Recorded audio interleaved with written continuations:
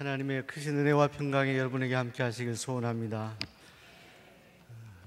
지난 당회에서 올해는 5주차가 되는 주일에는 부목사님들이 설교하는 것으로 담임 목사님 제안하셨고 결의되어서 오늘 제가 이 강단에 서게 되었습니다. 주중에 역사적인 그런 정상회담이 이루어졌는데 우리도 책임감을 가지고 하나님 앞에 기도하여 통일이 마지막인 것이 아니라 이 통일을 통하여 이 민족이 하나님을 섬기는 민족으로 거듭날 수 있도록 위하여 계속 기도할 수 있기를 소원합니다. 1973년에 개봉되었던 빠삐용이라는 그런 영화가 있습니다. 거기에는 앙리라는 사람 실제 인물을 있었던 일을 영화화한 것인데요. 그 사람은 프랑스에서 한 살인 사건에 연루가 됩니다. 그 살인 현장에 있었다는 이유만으로 그가 옥살이를 하게 되는데 10년 이상 그 오랫동안 옥살이를 하게 되다가 마지막 지옥 같은 디아블 섬에서 그가 탈출을 감행하게 됩니다.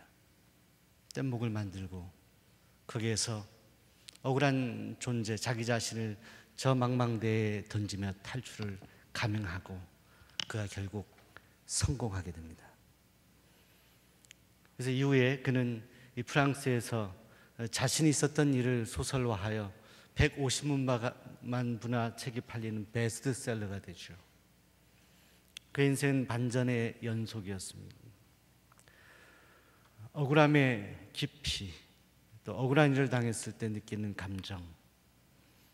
근데 오늘 사랑하는 여러분, 오늘 성경 말씀을 보시게 되면 우리 예수님께 억울한 한 사람이 찾아와서 자기의 억울함을 호소합니다. 그 내용은 형과의 어떤 유산 문제에서 갈등이 있었던 것 같은데 적절치 못한 그런 배분으로 인해서 그 유산을 좀 나누어 줄 수 있도록 형에게 부탁해 달라는 그런 요청이었습니다. 그런데 우리 예수님께서는 그 요청에 대해 그럴 수 없다라고 거절하십니다. 오히려 그에게 오늘 성경 말씀을 보시게 되면 너가 탐심을 물리쳐라 라고 말씀하시면서 사람의 생명이 이 소유에 넉넉한 데 있지 않다라고 말씀하십니다. 여러분, 예수님께서는 재물에 집착하는 그 사람에 대해서 재물보다 더 소중한 것이 그 재물에 대한 탐심을 내려놓는 것이고 그 내려놓는 것 자체가 사람의 생명이다라고 말씀했습니다. 예수님의 생명의 정의는 호흡이 있다라는 것이 아니라 그 탐심을 내려놓을 수 있는가에 있었습니다.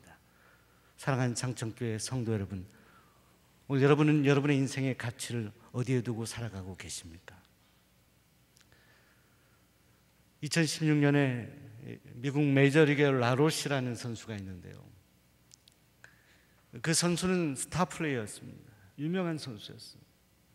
근데 돌연 그가 은퇴 선언을 하게 됩니다. 그런데 그 은퇴 선언의 이유는 단지 그 아들 문제 때문이었습니다. 선수들이 경기하기 전에 라커룸에서 함께 이렇게 준비하는 동안 그 아들이 와서 아버지를 격려해주고 또 동료 선수들을 격려하며 심부름도 해주는 그 밝은 미소의 아들이 더 이상 그 라커룸에 들어올 수 없게 되었기 때문입니다. 구단에서 라커룸에 아무도 들어갈 수 없다고 제안하는 그 제안에 반발하여 라로스는 은퇴를 선언했습니다. 근데 다음에 책정되었던 이 라로스의 연봉이 거의 153억 원에 달하는 연봉이었다는 거예요. 그 연봉을 포기하고 은퇴를 선언합니다. 그는 153억보다 아들과 함께했던 라커룸에서의 따뜻한 대화, 그 라로스의 손을 잡았던 그 가치가 그에겐 더 소중했던 것입니다. 그는 그것이 더 가치 있는 삶이라고 생각했기 때문에 예수님께서 유산을 좀 나누어 줄 수 있도록 조치해달라는 그 사람의 요청에 대해서 탐심을 물리치라니, 그리고 너의 생명을 온전히 찾기를 원한다 말씀하시며 예수님은 이야기를 진행해 가십니다. 한 부자 농부의 이야기. 이 부자 농부의 이야기는 이 부자 농부의 불평으로부터 시작합니다. 고민으로부터 시작합니다. 그런데 이 고민이 그에게 탄식이 됩니다. 그의 고민이 무엇입니까? 오늘 성경 말씀을 보시게 되면 한 해 소출이 너무너무 많았어요. 그러니 이 세상으로 말하면 대박 맞은 거예요. 농사를 잘 지었습니다. 소출이 많았습니다. 그런데 기뻐해야 될 그가 고민하게 되고 탄식하게 되는 것은 지금까지 곡식을 쌓아뒀던 곳간에 그 많은 곡식을 채워둘 공간이 없기 때문에 이를 어찌해야 되나 고민하고 탄식합니다. 오늘 말씀을 보시게 되면 그 고민에 대해서 그 부자는 스스로 해결을 찾습니다. 아하! 이러면 되겠다라고. 그리고 만족해하고 기뻐합니다. 지금 곡간을 헐고 큰 곡간을 새로 짓겠다라고 그는 결정하게 됩니다. 사랑하는 여러분, 좀 이상하지 않나요? 곡식이 많아서 곡간을 새로 짓는 것, 이건 뭐 당연한 그런 결정일 것 같은데, 쉬운 결정일까? 왜 고민했을까? 아마도 그는 새로 짓는 곡간에 들어가는 비용을 염려하지 않았을까요? 그는 물질에 사로잡혔던 사람, 재물에 사로잡혔던 사람. 그리고 그것을 상상하면서, 아직 곡간이 지어진 시점이 아닌데 상상하면서 그는 만족합니다.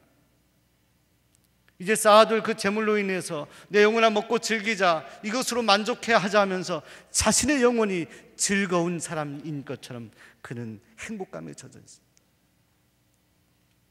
그는 자신이 쌓아두는 재물이 자신의 영혼을 만족시킬 수 있다고 생각하고 있었습니다. 사랑하는 성도 여러분, 우리가 하나님의 자녀로 살아가면서도, 하나님이 우리 모든 것의 주인이라고 생각하면서도 종종 우리는 재물에 연연하여, 우리가 소유하고 있는 것들에 연연하여 우리 존재, 우리 생명을 잃어버리고 살아갈 때가 있습니다. 그만큼 그것은 참 강력한 것 같아요. 어떤 목사님의 이야기 속에서 이런 이야기를 들었습니다. 농촌교회인데 하루는 한 집사님이 그 목사님에게 다가와가지고 목사님 큰일 났다고. 왜 그러냐고 했더니 우리 집 돼지 4마리가 있는데, 목사님 아시죠? 그 돼지 4마리가 이웃집에 가가지고 채소를 뜯어 먹어버렸다고. 근데 문제는 채소값을 변상해 주려고 하는데 그 집 주인이 우리 집 채소를 먹은 돼지는 우리 거다라고 해서 그 돼지를 돌려주지 않는다는 거예요. 좀 기도 좀 해달라고 요청을. 돌려줄 수 있도록, 돌려받을 수 있도록 기도하려고. 그냥 목사님께서 그러지 말라고, 그냥 주라고. 어떻게 하겠냐고, 기도하자고. 그 목사님 말씀에 순종했습니다. 돌아갔는데 며칠 후에 그 집사님이 또 와서 목사님에게 아주 신나는 음성으로 이야기합니다. 목사님, 하나님은 살아계십니다. 왜 그러냐고 했더니, 목사님, 오늘 참 대단한 일이 생겼는데 그 돼지 4마리를 강탈한 집에 소가 우리 집 앞마당에 있는 채소를 다 뜯어 먹었다고. 그래서 그 소를 마당에 묶어 놓았다고. 이거 하나님 기도 응답의 결과라고 이야기하는 거예요. 목사님이 그 얘기를 듣더니 그러지 말라고. 그래도 잘 인내하고 욕심을 내려놓고 그건 맞지 않는 거 아니냐고. 그분이 그랬다 하더라도 복수하지 말고 그 소를 돌려주라 이야기합니다. 목사님이 참 좋으신 분이고 또 성도님이 참 순박하고 좋은 분이었던 것 같아요. 그래서 다시 돌려주었어요. 돌려주고 좀 시간이 지났는데 그 집사님이 이번에는 정말 할렐루야 소리치면서 목사님에게 어느 날 다가와서, 목사님, 기적이 일어났습니다. 기적이 일어났습니다. 그 돼지 4마리가 사실은 이웃집에 가가지고 새끼를 쳤는데 27마리가 되었는데 그 집 주인이 27마리를 오늘 끌고 우리 집으로 왔어요. 그리고 과거의 일을 자기에게 사과했다는 거, 미안하다고. 사랑하는 여러분, 여러분이 재물에 대한 욕심을 내려놓고 잘 인내하면 하나님은 보상하세요. 우리 옆 사람에게 돼지는 돌아옵니다 이렇게 격려하고 있습니다. 여러분, 그 실제 돼지가 아니고요, 하나님은 어떤 식으로든지 여러분에게 좋은 것 주시나. 하나님 그런 하나님이십니다. 근데 이 이야기 속에 이 부자는 내려놓지 못했어요. 쌓고 쌓아놓은 재물로 만족하는. 그런데 사랑하는 여러분, 오늘 이야기는 여기에서 그치지 않습니다. 우리 주님의 이야기 속에는 아주 강력한 반전이 등장하게 됩니다. 그 반전의 스토리, 반전의 이야기는 무엇입니까? 우리 주님께서는 이 이야기 속에 이렇게 말씀하십니다. 부자인 그가 쌓아놓은 재물로 만족하고 있을 때 하나님께서 그에게 등장하셔서 말씀하십니다. 어리석은 자야, 어리석은 자야. 오늘 밤에 내 영혼을 도로 찾으면, 그러면 내 준비한 것이 누구의 것이 되겠느냐? 오늘 밤, 내일이 아니야, 오늘 밤. 하나님께서는 부자에게 내가 기대하고 만족할 그 영혼, 만일 그 영혼을 오늘 밤 하나님께서 불러가시면 그 재산이 누구의 것이 되겠느냐? 누구의 소유가 되겠느냐를 따지는 것이 아니라 그 재산이 무슨 의미가 있느냐? 피땀 흘려 모은 그 재산이 무슨 의미가 있느냐? 그리고 사랑하는 여러분, 오늘 이 시간에 우리 주님께서는 우리에게 말씀하시는 것 같아요. 사랑하는 너희들이 하루 종일 수고하고 애를 쓰면서 모아온 재산, 너의 명예, 내 모든 자산들, 그리고 내일을 위해서 모아두는 너의 모든 수고들, 그 모든 것들이 너희 영혼을 보장해 줄 수 있다고 믿고 있느냐? 우리 주님이 묻고 계십니다. 오늘 밤에 내 영혼을 도로 만약 찾으신다면 너의 모든 것이 누구의 것이 되겠느냐? 한 인디안 부족의 이야기가 있습니다. 인디안이 말을 타고 가다가, 한참 타고 가다가 중간중간에 말을 세우고 내려서 달려왔던 데를 돌아보고 또 덜 달려가다가 또 멈춰서서 달려왔던 데를 다시 돌아보고 이렇게 가는 습관이 있다고 합니다. 그 인디안 부족은 자기가 쉬려는 것도 아니고 말이 쉬려는 것도 아니고, 그 인디안은 영혼을 믿고 있었는데 말을 타고 가면서 너무 빨리 달려가기 때문에 혹시 자기의 영혼이 따라와서 같이 가지 못할까 봐 그 영혼이 오는 것을 기다렸다가 함께 가고 또 달려가고 또 기다렸다 함께 가고 하는 그런 부족의 이야기를 들은 적이 있습니다. 사랑하는 성도 여러분, 여러분 어디를 달려가십니까? 또 무엇을 잡으려고 쫓아가십니까? 매일 수고하며 살아가는 인생, 매일 무언가를 모으면서 살아가는 인생. 그런데 사랑하는 여러분, 오늘 그것들이 오늘 여러분의 영혼을 만족시켜 줄 수 있다 생각하십니다.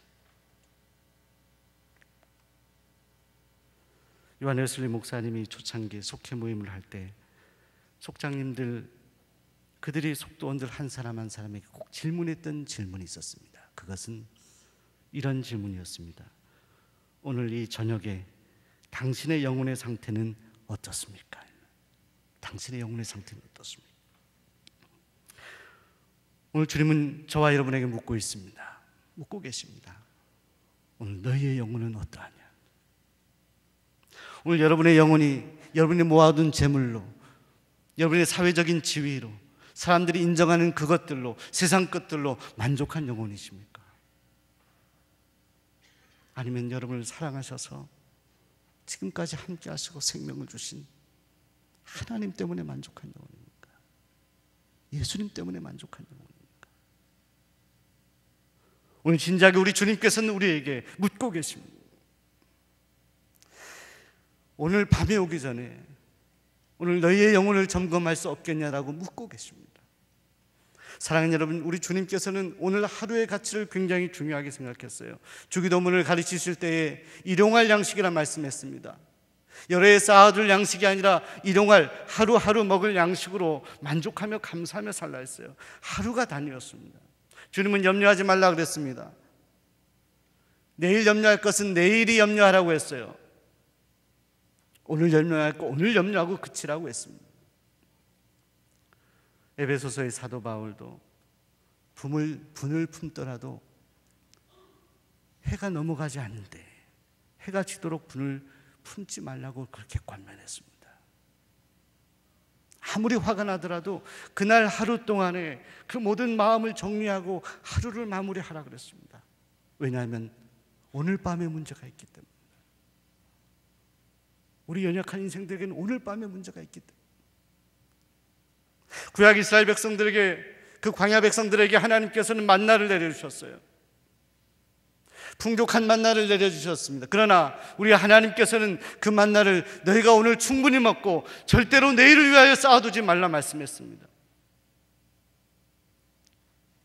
오늘 하루 충분한 만나, 그 만나를 누리라고 말씀했어요. 그래서 사도 바울은 고린도후서 6장 2절에 이렇게 우리에게 권면했습니다. 보라, 지금은 은혜 받을 만한 때요, 보라, 지금은 구원의 날이로다. 사랑하는 여러분, 지금이 은혜 받을 때입니다. 우리 옆 사람에게 지금 은혜 받읍시다.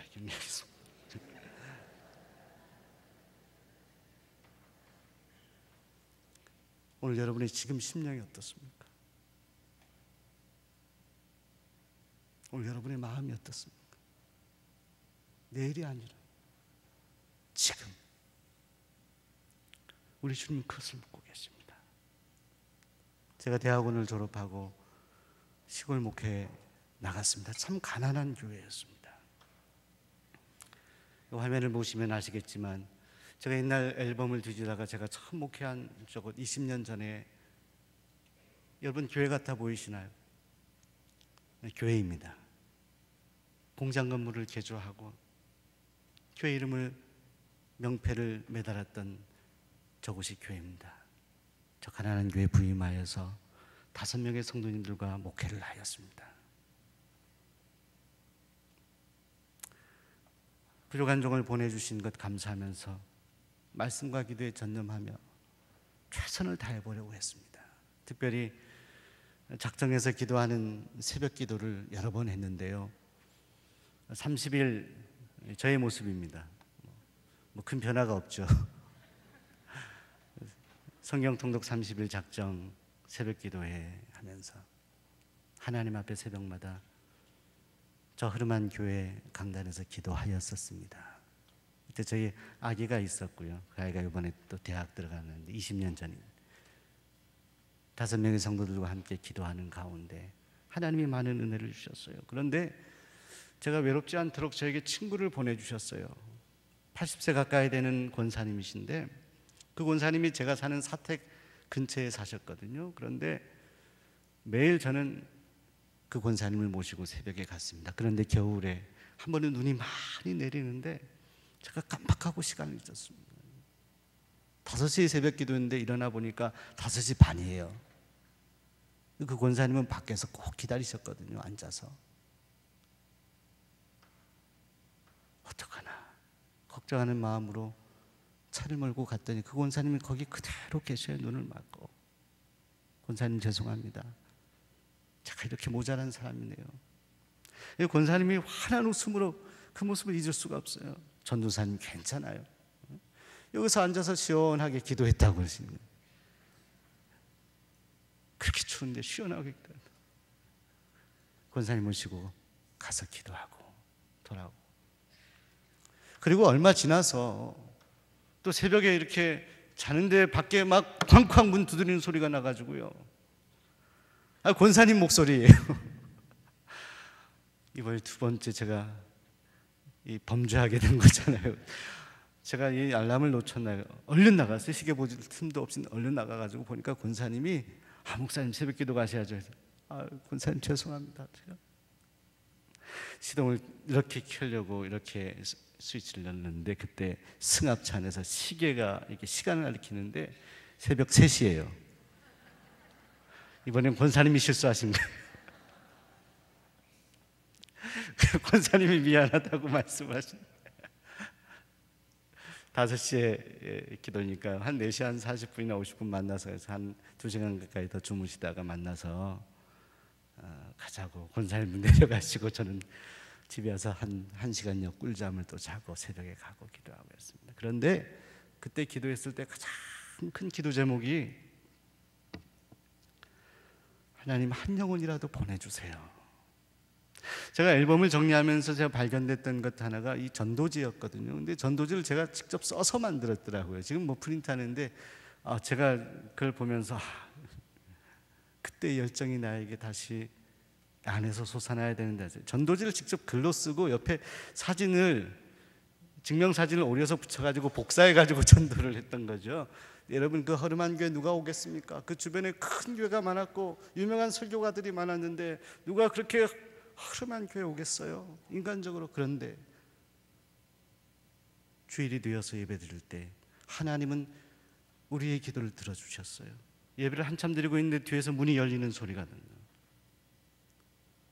뿔테를 쓴 키가 작은 한 분이 들어오시더니 뒤에 앉아서 예배를 다 드리시고, 그리고 예배 마치고 제가 어떻게 오셨냐고 질문하였을 때 그분이 그러시더라고요. 아내는 큰 교회를 다니는데 자기는 교회 다니기가 싫다고, 큰 교회 싫고 교회가 하는 거 보면 별로 마음에 안 들어요.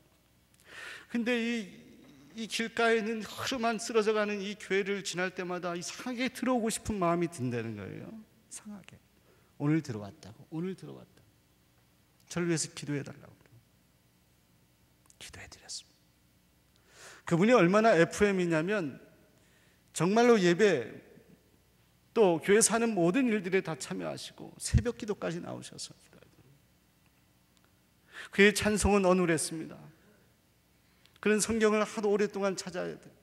그의 찬송은 잘 모르는 찬송이었기 때문에 그의 입술의 찬양의 소리는 어눌했습니다. 실수가 많았습니다. 능숙한 그런 찬양이 아니었고 그의 신앙생활은 초보였습니다. 그런데 제 마음속에 그의 심령이, 그의 영혼이 하나님께 다가가고 있음을 느낄 수 있었습니다. 그러던 시간이 지나서 어느 주일 그분이 나오시지 못했어요. 그리고 한 주, 두 주가 지나서 제가 신방을 가보았더니 그분이 알아누우시고 그 사모님에게 들은 바로 편도선 암 진단을 받으셨다는, 암 진단. 여기 5명인 성도님들과 그 기도는 더 뜨거워졌습니다. 너무 안타까웠어요. 새로 하나님 보내셨는데 어떻게 이런 일이 생길 수 있냐고. 하나님 고쳐달라고 간절히. 그리고 한참을 지나서 그 성도님이 항암치료를 시작하셨는데 이 목에 이렇게 기구를 이렇게 자른 이런 흔적이 있어요. 목에 이렇게 뭐를 이렇게 솜 같은 것을 이렇게 한 채 성전에 나오셨어요. 예배당에 앉았던 자리에서. 그리고 그는 그 자리에서 그 아픈 몸으로 하나님을 찬양했습니다. 그는 하나님을 예배했습니다. 그는 그 아픈 몸이었지만 하나님의 말씀을 분명히 듣고 있었습니다. 그 고통스러운 중에도 그는 미소를 짓고 있었습니다. 그의 안에 예수님의 생명이 자라고 있는 것을 저는 느낄 수 있었습니다. 그리고 몇 주 나오시다가 우리의 기도, 간절한 기도를 하나님이 받으셔서 치료하시면 좋을 텐데라는 소원이 있었는데 점점 병세는 악화되었고 어느 날 그 사모님에게 다급한 전화가 왔습니다. 전도사님, 제 남편이 오늘 아픈 몸으로도 운전을 하다가 피를 토하고 쓰러졌는데 오늘 소천했습니다. 오늘 떠났습니다. 제가 그 소식을 듣고 영안실로 달려가는데 제 마음속에 하나님께 하나님 왜 이러신 거죠? 그분이 한 달이라도 두 달이라도 아니 1년이라도 조금 더 우리와 함께 내버려 두시면 안 됐나요? 하나님, 우리가 그렇게 간절히 기도하지 않았습니까? 하나님 앞에 기도요. 영안실에 도착해서 고 김광순 성도님을 바라보았습니다. 그의 시신에 손을 얹어 그 표정을 보았는데 그 표정 속에 놀라운 하나님의 은혜가 있었음을 제가 깨닫게 되었습니다. 그 차가운 시신의 그 얼굴의 미소를 보고 하나님께서 그 마지막 고통스러운 순간에도 함께 하셨음을 저는 느낄 수 있었습니다. 제가 다소 불평하는 마음으로, 어려운 마음으로 그 영안실로 달려갔지만 그를 본 이후에 하나님께서 오늘 밤이 오기 전에 그 영혼을 부르셨구나. 하나님은 그 깨달음을 주셨어요. 하나님은 이 김광순 성도님을 사랑하셔서 오늘 밤이 오기 전에 하나님은 오늘 그를 구원하셨다. 더 늦기 전에 하나님은 사랑하셔서 그를 붙잡아 주셨다는 감동이 제 안에 밀려들었습니다. 그리고 그를 향하여 기도했습니다. 사랑하는 성도님, 잘 가세요. 안녕히 가세요. 고마웠어요. 그 많은 교회가 있었는데 가난한 교회, 참 부족한 전도사와 함께 했던 성도님, 사랑합니다. 잘 가요.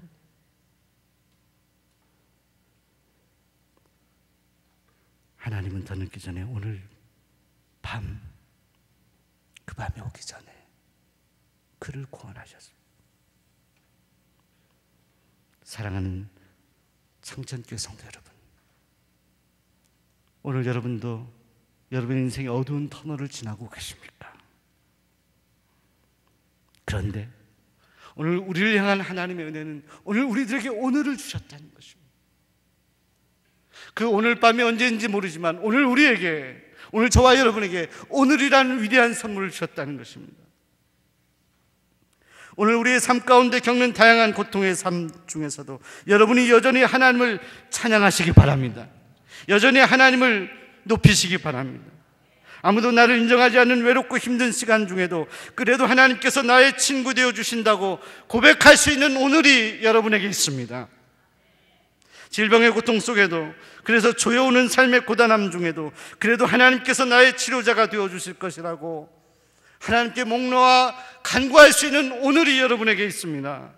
오늘 재산을 다 잃어버리고 더 이상 회복하기 어려운 주저앉은 그런 우리의 삶 가운데에도 그 재산이 전부가 아니며 나에게 영적인 자산, 믿음의 자산을 주신 하나님 감사합니다, 이겨내겠습니다, 그렇게 고백할 수 있는 오늘이 여러분에게 있습니다. 원하지 않는 죄를 지어 낙심한 중에 그래도 하나님께서 나를 버리지 아니하시고 여전히 나를 용서하시기 원하시는 그 주님, 나를 감사 하나 주십시오라고 기도할 수 있는 오늘이 여러분에게 있습니다. 사랑하는 여러분, 오늘 여러분의 영혼은 어떻습니까? 오늘 여러분이 해야 할 일은 무엇이고 고백할 일은 무엇입니까? 오늘 여러분 곁에서 가난하고 헐벗은 분들이 계신가요? 그들이 마음이 걸리신가요? 오늘 그를 구제하십시오. 오늘 사랑한다 고백하고 싶으신 분이 계십니까? 오늘 사랑한다 말하십시오. 오늘 부모님에게 다하지 못한 불효가 생각나시나요? 오늘 부모님에게 전화하십시오. 그 부모님 따뜻한 손을 잡으십시오. 부모님을 만나십시오. 오늘 여러분에게 은밀한 죄가 있습니까? 그리고 그 죄를 고백하고 싶도록 우리 주님이 여러분의 마음을 감동하고 계십니까? 그렇다면 오늘 그 자비하신 주님께 여러분의 죄를 고백하십시오. 오늘 여러분 마음에 감동하는 주님을 떠난 한 영혼이 생각나십니까? 오늘 그에게 다가가 복음을 전하십시오. 그러나 사랑하는 여러분, 이 모든 고백과 실천보다 저와 여러분에게 먼저 고백해야 될 일이 있습니다. 주는 그리스도시요 살아계신 하나님의 아들이십니다. 저는 죄인입니다. 오늘 여러분의 마음속에 느껴지는 죄의 무게감은 어떻습니까? 오늘 우리가 주의 자녀로 불리움을 받고 하는 헌신과 봉사를 우리가 다 멀리 두고 내려놓고 우리가 주님 앞에 홀홀 단신으로 벗겨진 몸으로 주님 앞에 여러분이 진정 저는 죄인입니다라고 고백할 수 있는 심령이 있습니까? 그런 죄인인 저에게 하나님이 사랑하셔서 그 아들을 보내주셨습니다. 아무 죄도 없는 우리 주님을 십자가에 달려 죽게 하셨습니다. 피를 흘리셨습니다. 그 예수님이 여러분의 가슴에 다가오십니까? 오늘 여러분의 공로와 여러분의 수고가 아니라 그 예수님을 믿음으로 여러분이 구원받는 은혜를 하나님이 허락해 주셨습니다. 우리 주님은 묻고 계신 거예요. 이 은혜를, 이 사실을 너희가 믿느냐? 1779년 존 뉴턴이라는 사람이 유해선 선장을 하고 어머니의 그렇게 간절한 기도에도 불신자로 무신론자로 살았던 그가 자신의 죄의 무게감을 느끼고 하나님 앞에 기도하죠. 그러면 지은 찬송시가 있습니다. 나 같은 죄인 살리심, 주 은혜에 놀라워 잃었던 생명 찾았고 광명을 얻어 큰 죄악에서 건지신 주 은혜 고마워. 나 처음 믿은 그 시간 귀하고 귀하다. 오늘 저와 여러분과 같은 죄인을 살리신 그 하나님의 은혜, 그 구원의 은혜, 그 거듭남의 은혜가 오늘 여러분에게 필요하지 않으십니까? 오늘 고백하십시오. 그리고 오늘 새로워지십시오. 오늘 거듭나십시오. 오늘 밤이 오기 전에 오늘 우리에게 요청하시는 주님의 음성이 오늘 여러분에게 들리지 않습니까? 기도하겠습니다. 오늘 밤이 오기 전에 오늘 우리가 주님께 고백하기 원합니다. 예수님은 저의 구원자이십니다. 예수님만으로 만족합니다. 이 고백하며 나아가는 우리를 오늘 받아 주옵소서. 예수님 이름으로 기도하옵나이다. 아멘.